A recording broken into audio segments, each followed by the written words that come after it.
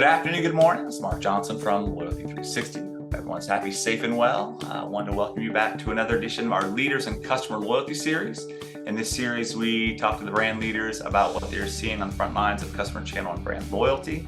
Today, we have the pleasure of speaking with Lori Strasberg. She's the Senior Vice President of Marketing for Preferred Hotels and Resorts. Thank you very much for taking the time to talk to us today, Lori. How are you? I'm well and happy to be here. So thanks for inviting me to participate. Absolutely. Thank you very much for taking the time to speak. And first off, we love to start these on a more personal level, get to know the individuals we're speaking with. So would love to know a little bit more about you, your current role, and maybe some previous positions you've held that kind of shaped your path, and also maybe a fun fact or passion you may have outside of work. Okay, sounds good. So I got into the hospitality space in early 2002 and joined Starwood Hotels not long after 9/11. Our CEO, Barry Sternlicht, ever the contrarian, invested in building a travel company just when everyone else was cutting back after travel really receded post 9/11. I was at Starwood for quite some time and did a number of roles, including running brand management for Sheraton Hotels and Tribute Hotels, and building the field marketing team, which was like an internal digital agency serving our hotels that we launched in the very, very early days of the internet. Not long after Marriott acquired Starwood, I joined Marriott as part of the launch team for Marriott Bonvoy. And that was a really exciting experience. It was the first time I really went deep into the loyalty space. And of course, there was so much passion, both from Starwood Preferred Guest members as well as Marriott Rewards members regarding where the program was going to go. So we had a lot of fun launching that. It was an exciting time. And then COVID hit. So things really slowed down in the travel business. And then I joined Preferred Hotels about a year ago. So currently I lead marketing, which includes digital partnerships, portfolio marketing, and of course, loyalty. So in terms of my passions, of course, travel is one of them, not surprisingly. Some of my others are my family and my habit of shopping online endlessly for furniture that I never buy. That's good. It's good to have passions like those for sure. Total waste of time, but I have fun with it. It's always good to look and not to buy. Yeah, see what's out there. So yeah, that's good. So when you look at Preferred Hotels and Resorts, a very unique organization, upscale hotel offering. For those who may not be familiar with Preferred Hotels and Resorts, can you give us a brief overview of what you guys do, how you do it, and who you do it with? Sure. So actually, we expanded the company and we're now called Preferred Travel Group, which includes Preferred Hotels as well as a sustainable brand called Beyond Green. We also own Historic Hotels of America and Historic Hotels Worldwide and have really expanded in consulting services. We really function in the luxury space. The company was founded in 1968, so we've been around for quite some time. And it really began with 12 independent luxury hotels as a cross-referral organization. Over the decades, the company evolved and created a new organization, adding representation in sales, marketing, and technology resources, and continued to add hotels as the value of that offering really became apparent, and the need for scale also became apparent to these independent luxury hotels. In 2004, the company became owned and operated by the Uberoth family, who have a really deep history in the travel business and have really built incredible relationships both with all of our hotels as well as outside our company, but throughout the travel business. Okay. Your customer loyalty program, I Prefer, is a very significant program. Can you give us an overview how the program works, how members engage with it, and what are the benefits? Sure. So I Prefer is our loyalty program where members can enjoy benefits from really the minute they join. So unlike a lot of other loyalty programs, of course, you earn points beginning with your very first day, but you also get free Wi-Fi and you're eligible for upgraded rooms when they're available again from your very first day. So that is a little bit different. We do award points that can be redeemed for room nights or that you can combine with cash. We also offer reward certificates that can be redeemed during your stay. So if somebody has a lower points balance, maybe not enough for a room, they can redeem those for credit for a future stay on anything really on their folio.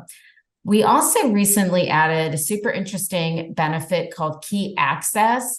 It's for members only, and it offers really incredible deals. It requires a pretty small points balance.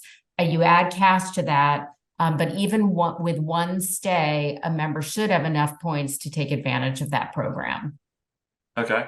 And key access, is it, can you give us a little more detail on that? Is it product? Is it services that they can engage with? Yeah, so Key Access is for rooms. Okay. So again, we're a luxury portfolio. We do lean toward leisure. So unlike a lot of programs that are really focused on the road warrior who's logging 20, 30, 40 stays a year, our program is really targeted toward high-end leisure. And by definition, they don't take tons of trips. So they earn points, but they're not necessarily generating that frequency. So we want to make sure that for people who are, spending $1,000, $2,000 to stay with us, that there is something valuable for them that they can redeem for. So with Key Access, it's a host of hotels in our portfolio. Again, you don't need a ton of points to be able to redeem there. It's a cash and points offering, but the cash that's required does make it a really amazing deal, unlike, a lot of publicly available rates. That's awesome. And I think that's a great realization that you have, that your customers are different. So the road warrior is going to have significantly different needs and interests, right? Maybe wanting an upgrade, maybe wanting some offers at check-in or some recognition. But personalization is a big piece, and it sounds like you have a great understanding, an in-depth understanding of your customers. So that's good. It's a different need. Again, these are high-end hotels.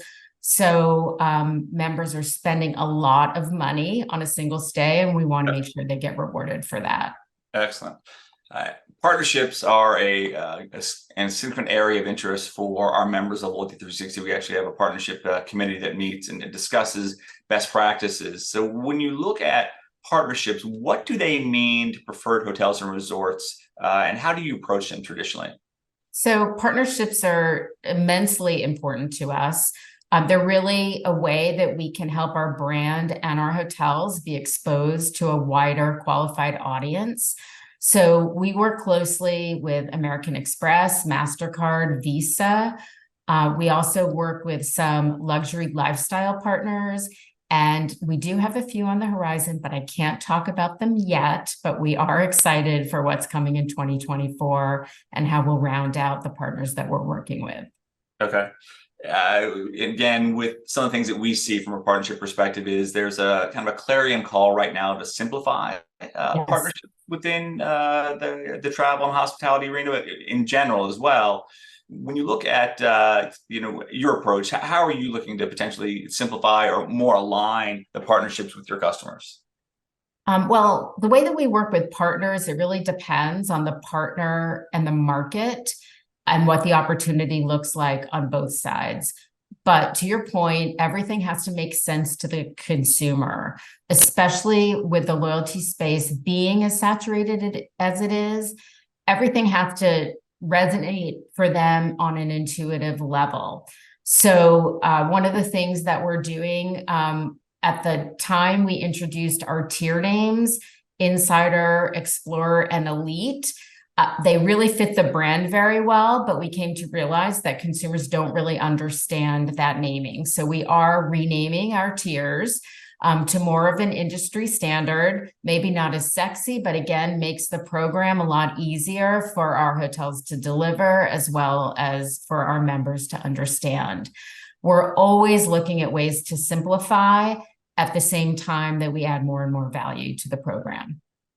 Excellent. When you look at travel, very emotive and personal, how does the employee loyalty approach, or what does employee loyalty mean into, how does it factor into the customer loyalty efforts of the program?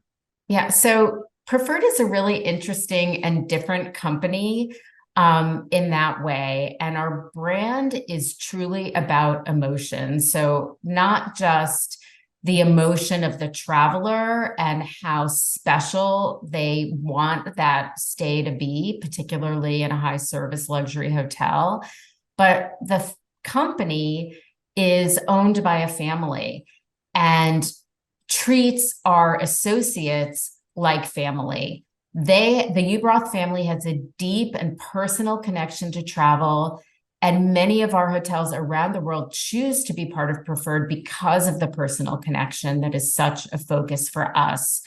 Our hotels are really the opposite of the big box hotels. So many of them are family owned and run. They're coveted destinations in and of themselves. They all love what they do. They put the heart in hospitality, and they love the personal connection and the personal touch of being part of Preferred. Excellent. There was a great deal of discussion with regard to customers changing, evolving, changing going into COVID, now changing going out of COVID, and travel was significantly impacted during COVID. How do you see your customers changing coming out of COVID? What are you seeing? Well, it was certainly an interesting time, and I think there were impacts of COVID that were temporary in nature and impacts that we believe will be permanent in nature. And one of those changes that we believe will be permanent is the shift to how consumers prioritize travel. We all saw a huge bump in, what's known as revenge travel. So everybody came out of COVID and they were going to travel come hell or high water. But what we're seeing longer term is that people are not willing to give up travel ever again. They'll give up almost anything else before their special trip or their opportunity to see another part of the world or be with friends and family. So I think we really will see an ongoing prioritization of cutting almost any other kind of discretionary spend before you skip your trip. Excellent. What's the future for hospitality and travel? Are you seeing trends that could be potential game changers? Well, this probably won't be a big surprise, but I think we're all assuming that AI will drive huge changes in how people research and plan travel. Of course, all of our companies in the space are working out the kinks. The tools aren't quite perfect, but I think ultimately the expectation is that an AI program should really be able to assist travelers in planning a trip under their parameters and have that platform do a pretty decent job in planning. I think we're all expecting AI to enable predictive personalization end to end, among other things. And that is really going to up the expectation for travel companies to know who you are and provide a customer experience that's personalized to you. It's been discussed for years, but it does seem that the technology is finally almost here. But it's something I think everybody in the space is keeping their eye on. Sorry. Go ahead. I was going to keep going. So the other thing that is increasingly front and center is sustainability. Another thing that's been discussed for a long time, but with all the crises around climate that we've experienced, particularly this summer, we're going to see more and more environmental consciousness, as well as interest in destinations that are not as subject to climate change. So I think we'll see a lot more people choosing Norway instead of Greece in the summer. Those kinds of choices will be impacted by climate change. Excellent. And when you look at those changes, if someone has so much threshold capacity at Greece and all of a sudden they're going to Norway, that's going to take some planning on your part as well to be able to price and offer and make sure you have the right products there as well, correct? Yeah, well, fortunately for us, we do have pretty good penetration in Scandinavia. But yeah, it affects how we market. And again, with understanding the customer, which hotels and which destinations we should put in front of them across the channels where they interact with us. Yeah, it's interesting. We just had a discussion with one of our cruise members, and they seeing the same thing, right? Because there's a Yeah. big pushback right now in the Caribbean, the Bahamas. They don't want the bigger ships. They're starting to restrict them, which will have impacts, obviously, on those who offer the services or the extras on the island. But you also see a lot of cruise lines now kind of buying islands, right, to do their own Yeah. thing. They don't some of those restrictions. It's very Yes. interesting times for sure. Yeah, it's a really transformational time in travel, no question about it. Excellent. Are there other programs that you are personally loyal to that you admire? So, in terms of programs I admire, one that was super interesting recently was Delta. So, of course, everyone was crazy about Delta's program. They then made some changes that were fairly dramatic. So, they had really differentiated themselves and provided a true human touch to help members and offered members a ton of value, which, as we all know, they then announced they were changing. One thing that I really admire was that they recognized how unhappy their members were with those changes and rolled them back. And that's really what a loyalty program should do, is be responsive to their members, and move away from transactional loyalty into a real commitment to those members. I'm also a big fan of Amazon Prime. At the time they introduced Prime Video, honestly, to me, it seemed like a real disconnect. Yet, in making it a core part of their value proposition, it's really a benefit that scales like crazy. So you can add more and more members without adding more cost. And when you can do that in loyalty, it just really increases the value proposition. So I think they've been incredibly smart about what they've done with Amazon Prime.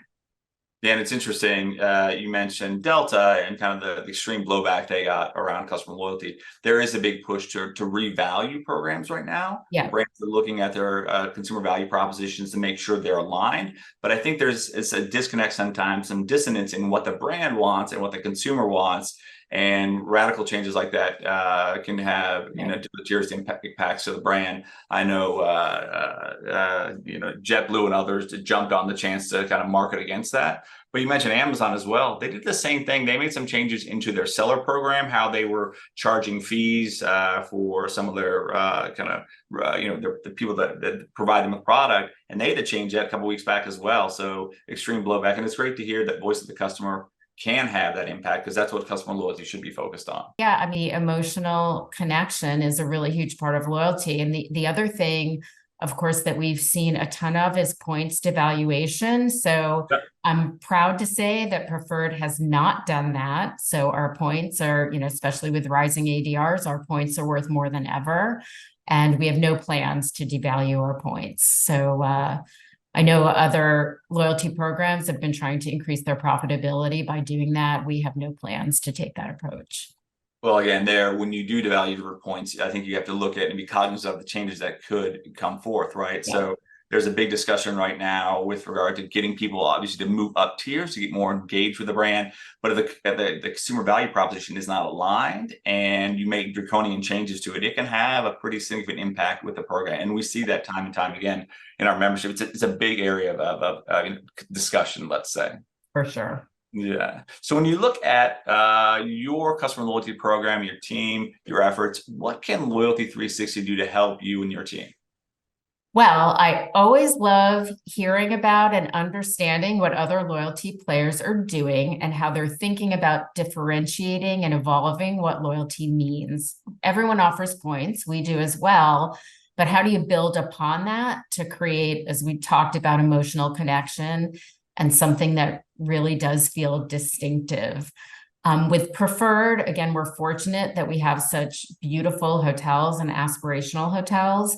So it does make it easy when we can put a hotel in front of a member and they understand their ability to access that hotel as being part of our program. Other things, of course, as we talked about a little bit before this call, understanding privacy regulations and other restrictions. In a crowded space, program stickiness is really important. And as privacy regulations tighten up, owning your channels and owning your data is super important. So understanding how other loyalty programs are approaching that. And it's always fun to know what other programs are thinking about how to become truly special and memorable, particularly outside the travel space, because so much inspiration can really be found there and then applied in our space. Absolutely. I think that's one of the things we do. We try to do very well is we do a research topic every month, but we bring brands together on a fairly regular cadence to talk about the challenges that they're having, whether it's privacy, emotional loyalty, next generation customer loyalty metrics. And the interest in the community of sharing versus not sharing, the reticence has kind of went away, and brands are very interested in kind of elevating and discussing, because I think that helps others understand what's working and what's not working versus viewing everything as secret sauce or proprietary, which is great to see for the industry. Yeah, I think that's right. Excellent. And now we have our quick fire question session. Looking forward to these. What is your favorite word? So I love these questions because they really make me think. So my favorite word, both in business and personally, is growth. Excellent. What is your least favorite word? My least favorite word is can't. Okay. There's an interesting book out right now, Magic Words by Jonah Berger. He's a professor at the Wharton School.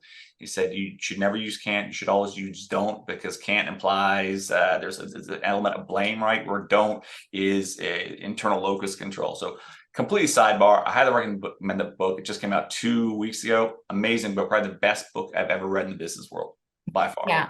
And I think, with the word can't, anything's possible. It's just a matter of time and resources. So prioritization is important, but you always can, or I should say, almost always can do something if you're willing to invest in it. Yeah, interesting. What excites you? So I love trying new things and having new adventures, even when they're scary. So I tried skydiving, canyoning, a few things like that, and often been terrified, but always thankful in the end that I pushed myself outside my comfort zone. What do you find tiresome? People complaining. What is your favorite travel destination? So my favorite place that I've been is New Zealand. I went there on my honeymoon and I just found it so friendly and full of adventure and natural beauty. And of course, they did have a female prime minister with a baby. So maybe someday the US will do the same. Excellent. What profession other than the one you're in currently would you like to attempt? So I love what I'm doing now. So I had to really think about this. I think it would be super fun to be a guide for international trips, just to have people experience the world and experience the wonder of new places and meeting new people. It's just such a special thing to experience, and sharing that with others and guiding others to that, I think would be a ton of fun. Excellent. What profession would you avoid? Anything having to do with blood and guts. Okay. Who inspired you to become the person you are today?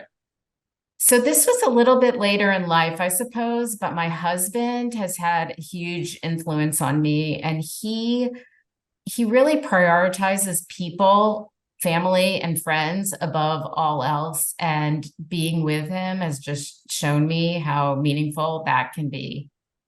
What do you typically think about at the end of the day? So I think about how quickly I can get outside, especially on the days that I'm on a million calls back to back. That's also when I walk the dog, and she's very patient, waiting for me all day. So I'm always happy to see her excitement to be able to get out with me. Excellent. And what do you want to be remembered? How do you want to be remembered by your friends and family? So that's a really sad question in some ways. So hopefully being remembered is still a long way away. But I'd love to be known as someone who really kept my fire and my passion throughout my old age. Excellent. Well, thank you very much for taking the time to speak with us today, Lori. It was great getting to know you and also getting to know more about the I Prefer program. Look forward to hearing more from you and the team in the coming years. Of course. Thank you so much for having me. And here's looking forward to a lot of news coming your way from our program in 2024 and beyond.